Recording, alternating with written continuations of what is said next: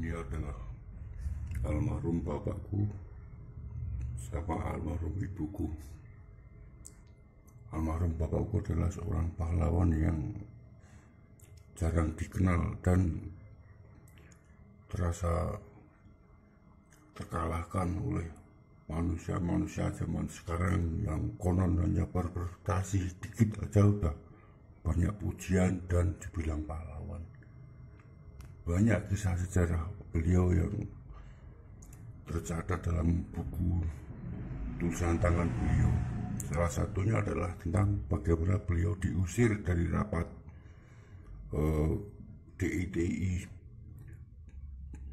Beliau adalah komandan Laskar Hizbullah pada perang kemerdekaan tahun 47. Itu Laskar Hizbullah adalah gabungan pejuang muslim dari pondok pesantren dan umat Islam Nahdliyin.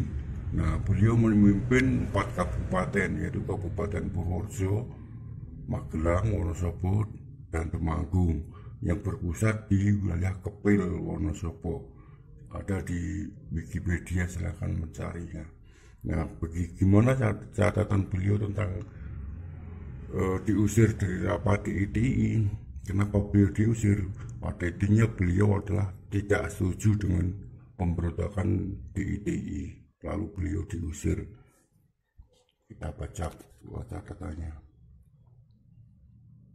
Nah, ini adalah buku catatan beliau, jadi saya bacakan aja. Saya ulangi, sewaktu aksi militer kedua 19 Desember 1948, semua tentara hijrah meninggalkan Jawa Tengah kembali ke Jawa Barat, sehingga kesatuan kita bubar. Kita tergabung Batalion 1 KDM Magelang di bawah Mayor Murdiman. Waktu kelas kedua, saya berpusat di Sawangan, Magelang, di SNK 29564. Semasa gerilya ini, saya mempunyai tugas setiap minggu sekali pergi ke Desa Mbeleberan, daerah Kulon Progo, Yogyakarta, tepi laut. Itu pertemuan Sungai Progo dan Laut Kidul. Di situ pusat pimpinan militer maupun tempat berkumpulnya para tokoh-tokoh politik. Selama kelas kedua, Desa Mbeleberan belum pernah didatangi oleh tentara Belanda. Keadaan aman dan tentram, sehingga jika mengadakan pertemuan-pertemuan, rapat-rapat, mengatur siasat dan lain-lain, tidak pernah ada gangguan dari pihak Belanda. Setiap ke sana, biarpun jauh, waktu itu tidak ada kendaraan, maka tetap ke sana dengan jalan kaki. Di tempat itu banyak mayat yang hanyut dari Progo masuk ke laut dan akhirnya menepi kembali terbawa gelombang laut. Setiap hari paling sedikit ada 10 mayat. Maka kalau di situ sudah capek bahwa untuk mengubur mayat itu setiap hari jadi capek, sehingga banyak burung gagak yang makan jenazah mayat-mayat perang tersebut. Orang-orang yang kurang tahan bau bangkai atau bau mayat tentu tidak berani datang ke situ. Tapi saya walaupun mendekat sudah biasa, jadi sudah tahan dan tidak takut. Di Mbeleberan itu saya bisa kenal dengan orang-orang gede atau pemimpin, antara lain Mr. Kasman Singotemejo, Musaleh, beliau residen Kedu, dan masih banyak lagi para pemimpin militer maupun orang-orang politik. Pernah di situ diadakan rembukan atau rapat secara rahasia, yaitu berbicara tidak perlu saya jelaskan, yang jelas orang-orang politik dari daerah Magelang, saya dan Kusumo Atmojo.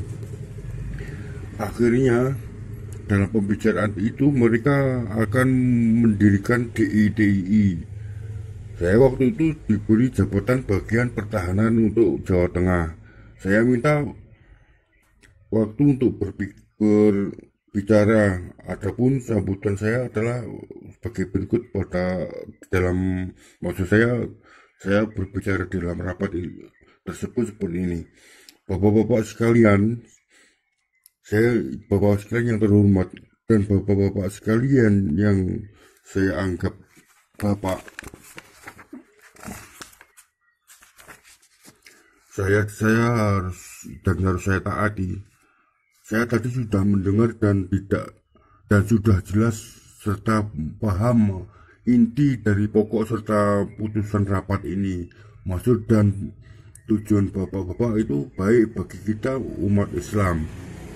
Perkenankanlah kami mengeluarkan pendapat saya, dan pendapat saya ini saya kira sulit untuk dirubah oleh siapapun juga. Bapak-bapak sekalian yang terhormat, dalam rapat ini saya kira yang termuda adalah saya dan yang terbodoh adalah saya. Maafkan bila nanti ada yang kurang berkenan. Saya orang Islam, tentu saja saya sangat senang dan memang cita-cita saya bahwa persatuan negara harus diatur dan secara tepat dalam aturan negara secara muslim. Saya kira bapak-bapak juga demikian, tetapi saya menuju ke arah situ caranya bapak-bapak itu jauh berbeda dengan cara yang saya mau. Karena cara yang baik bagi saya adalah dengan cara karismatik, tidak secara terang-terangan dan jelasnya, tidak dengan cara memberontak, karena cara memberontak tersebut sama saja dengan Tuhan tidak akan mengizinkan. Namanya kita melakukan bunuh diri.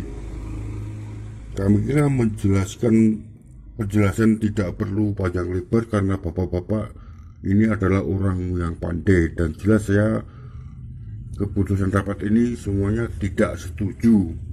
Setelah itu saya dipersalahkan keluar, tidak boleh ikut dan tidak boleh dengar, harus pergi jauh-jauh. Maka saya tidak bisa ikut rapat lagi dan saya harus pulang. Saya pulang kembali ke Sawangan Magelang, berangkat jam 2 sampai Sawangan malam.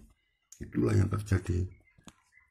Banyak kisah sejarah almarhum bapakku yang sebenarnya beliau sangat penting di perjuangan kemerdekaan dan seterusnya pada wilayah Jawa Tengah dan sekitarnya.